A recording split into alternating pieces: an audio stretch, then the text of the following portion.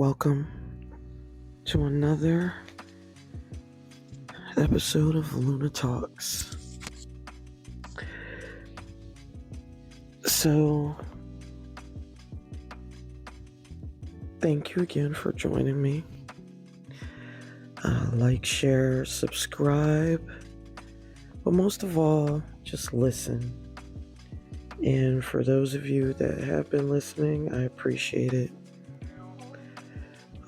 I'm gonna have to do a live in the future because I'm actually taping this right now and it's almost midnight. And it's like my body's sleepy, my mind is just lit up and just ticking and talking. So I'm up here, got a movie on, and all this stuff for 50 Cent and Diddy and all this keeps coming up on my timeline. And no matter how much I try to avoid it and not click like and do the typical techie thing, which is clear out my cache and cookies, this stuff is still showing up on my timeline. And then I'll be transparent, it brought back a memory. Brought back lots of memories, actually, this whole Diddy thing. A couple of my friends know this story, but I figured let me share, and you guys will get the condensed version. I didn't want to go too deep because, warning right now, it could be triggering for some of you that have experienced some kind of battery, assault, DV, R. Oh, that sounds so bad. DV and R. Anyway, but you know what I mean. So, at a point in time, it was my second time in college, and I was researching a little more if I wanted to go to being a stylist route. I was looking around for photographers I can team up with, other stylists that I can team up with just to shadow, just to get a feel of what it's like. I've been on sets, but more in the role of set design, props, not so much as dealing with the model's styling. I've done dressing before for fashion shows and fashion show production, but just never that angle of styling. So found a stylist. Well, actually, I found a photographer, and she invited me to one of her photo shoots. So I went, and she kind of like gave me the talk beforehand, don't get too excited about the celebrities that are gonna be there, blah blah blah, and all this stuff. So it was I might be dating myself a little bit, but who cares?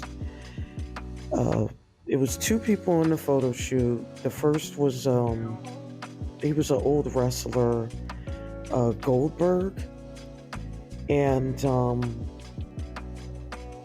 the other person for the magazine cover to go along with him was Kim Porter.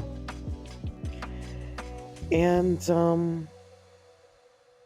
back then, I was already aware a little bit of who Kim Porter was from the modeling angle.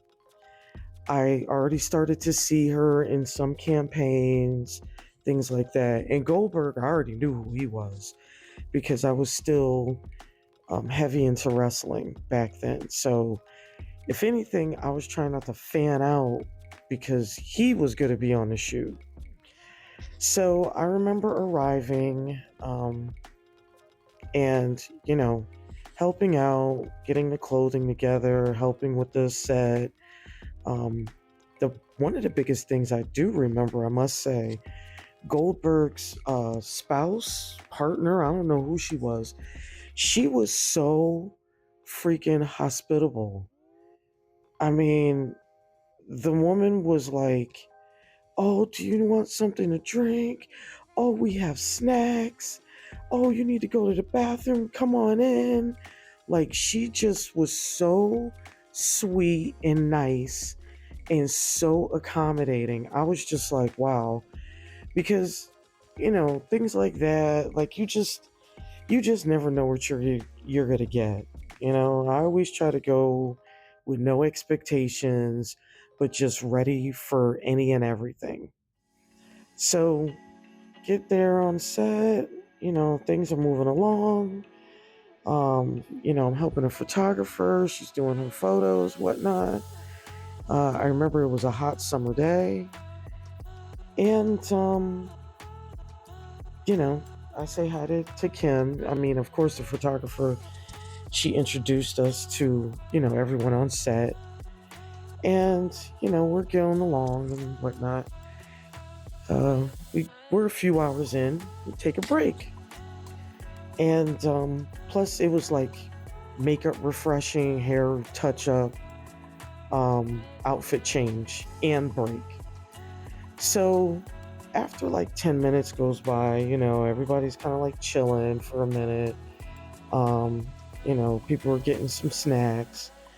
And I come outside and I see Kim kind of like, kind of standing by herself, just taking a moment to herself. And I wasn't sure if I should even go over to speak and say hello, introduce myself, or just leave her be. But I took the chance and went over and just said, "Hey, how are you doing?" And she's just like, "Hey, she was another one, really, really cool, laid back, really nice." I was in college then. She was asking what college I went to. Come to find out, one of her relatives I had a class with, so that was really cool. And her, as we're speaking, her cell phone just kept ringing and ringing and ringing, and she's clicking it. She's clicking it, like clicking the ringer off while we're speaking. I would say by probably the fourth, fifth time, because it was a few times that it rang again, that was the time she excused herself to take the call. So she kind of stood to the side of the house, like there was a garage. She kind of stood on the back side of the garage to take the call. And all I remember is that it was Diddy. Like, I could hear him, and it wasn't like she answered like, "Hey, how are you?" It was just this whole like taking a deep breath and then answering the phone, like she was trying to compose herself, because at the end of the day, she was at work. She was on a photo shoot, she was on site. Yes, we were on break, but she was at work. So I get it from that aspect. So she took a deep breath, answered the phone, and I'm trying not to be nosy. I'm giving her a moment. I took that as, my chance to kind of run to my phone too.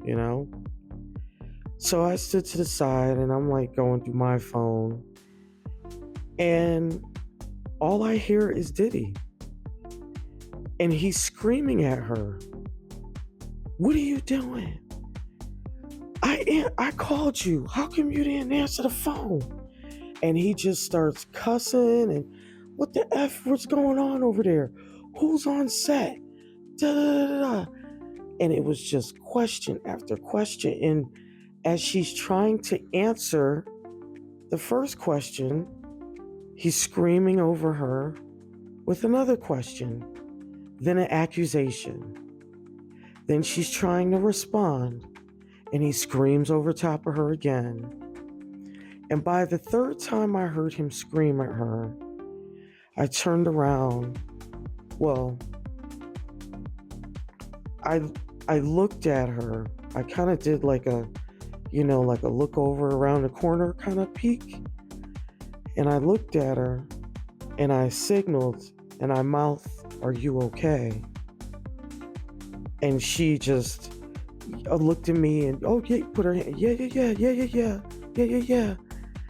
And even her saying that to me, I heard him scream at her, "Who the F are you talking to while I'm trying to speak to you?"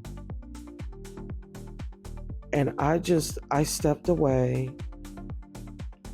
and I could see that she was definitely anxious and shaken, but overall, I could see the embarrassment.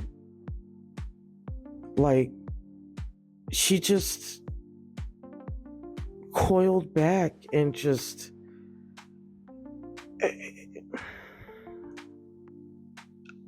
I saw it was embarrassing for her. And the reason why I bring this up is because when I was with someone a few years later after that, that person used to do the same thing to me. And I remember the first time that it happened, I immediately thought about that day with her. And I thought to myself, oh no, am I one of those women? Like, am I there? Am I making excuses for someone else's behavior towards me when I never even did anything to this person? And I'm receiving this kind of treatment, the berating, the cursing, the yelling, and even that happening to me at work, or I would try to step outside the office and it would happen, and coworkers walking by and they could hear the other person just laying into me on the phone. And when it started to happen to me just one too many times, and I saw and even started to feel the embarrassment that others had for me and what I felt too, I just, it was one of those things where it's like, okay, well,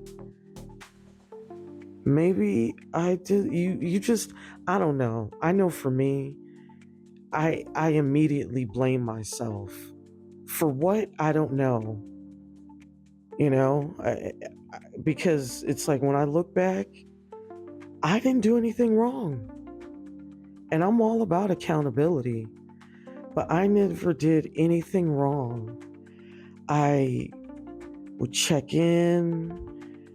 I was doing the whole, the whole gender role thing, cooking and cleaning, while still trying to work, while still wanting to have a career and do something like that that's progressive,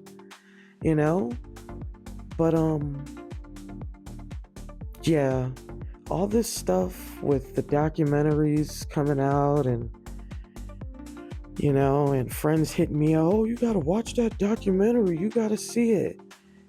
And it's like every time I see some kind of footage or even just hear that fool's voice,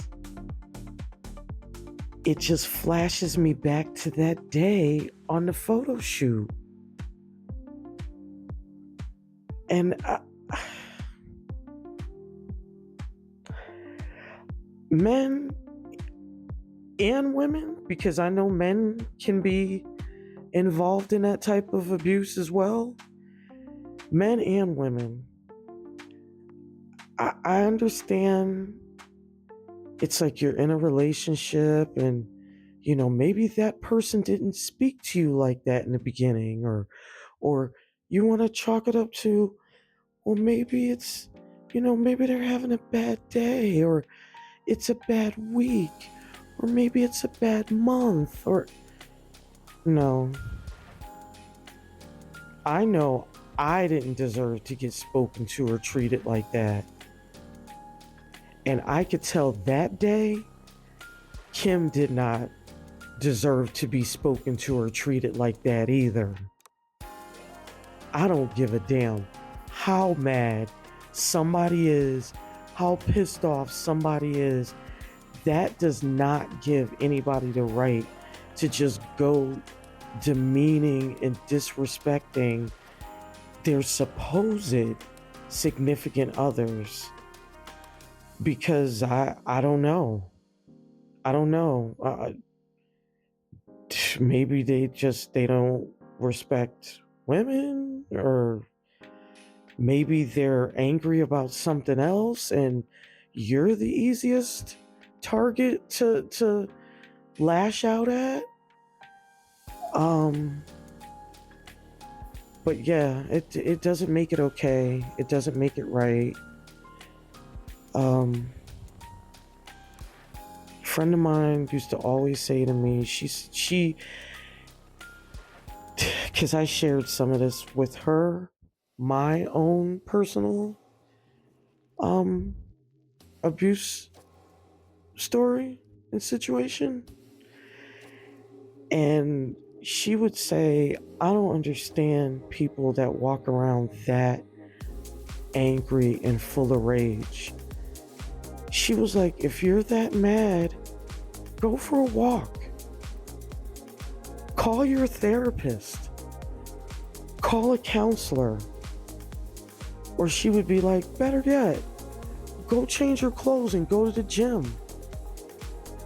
Go to a gym and go punch a bag there. Get it out somehow.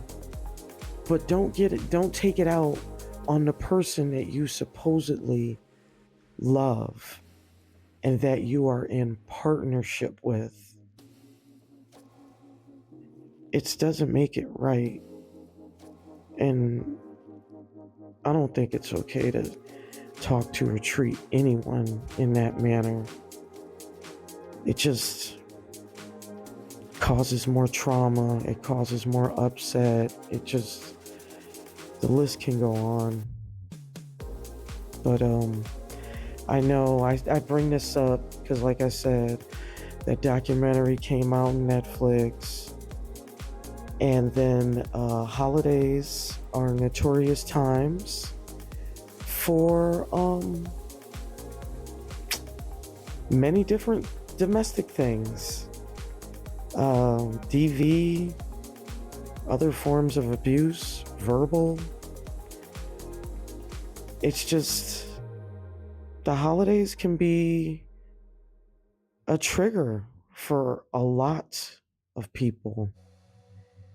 I mean, yeah, you want it to be fun. You want it to be, family time and great and all that. But for many people, including, I will put myself in this pool, for many of us, holiday time is just, it's a trigger. But yeah, some of y'all, please take my friend's advice. If you find yourself being that full of rage, that angry, that you're lashing out at your significant other, you're lashing out at maybe your siblings, you're lashing out at your own children, you're lashing out at other, relatives, maybe your own parents. Do something about that. Take care of that. because that's just not conducive to anybody, you know? Just because you're feeling something that maybe you can't put a finger to it, a handle on it, or a voice to it, just because you're feeling that inside, doesn't give you the green light to spew it onto everyone else just because you're carrying all of this stuff inside of you and it's swirling, and you don't know how to get it out, so you're just gonna scream, you're gonna beat somebody up, you're gonna tear up the house, or maybe you'll get a pow pow pow. That's not conducive. Please, I beg of you, just go talk to somebody. I mean, all these phone numbers out here with these, what is it, the 211 and 4444, whatever the mother numbers are. There's definitely some kind of help out here, but please go talk to somebody, before it just goes left. And yeah, from that day spending on that photo shoot with Kim Porter, all I'll say is that the lady that I met that day, because I've met other models and stuff, and usually they're about their business, they'll say hello and all that, but they really don't exchange too much, because you're at work at the end of the day. But Kim Porter actually sat there and talked to me and had a little conversation, and we kikied for a minute until that phone call came in. And the lady I met that day, I appreciated her. But yeah, years later, I sadly could relate to the position she was in back then. So yeah. Well, rest in peace, Miss Kim Porter. And I hope you find peace on that other side, and hopefully some sort of justice will prevail sooner rather than later. But I had to share that. I was debating for the longest time, and I figured, why not? Especially after all the interviews I've been seeing with 50 Cent. I was like, yeah, I need to tell this little story. So all of you out there that need help, I mean, I'll definitely post links where there is help, but please get help before it goes left. Thank you all for joining me on another upload of LunaTalks. Again, please like, share, and subscribe. And hopefully I will talk to y'all soon. Night night.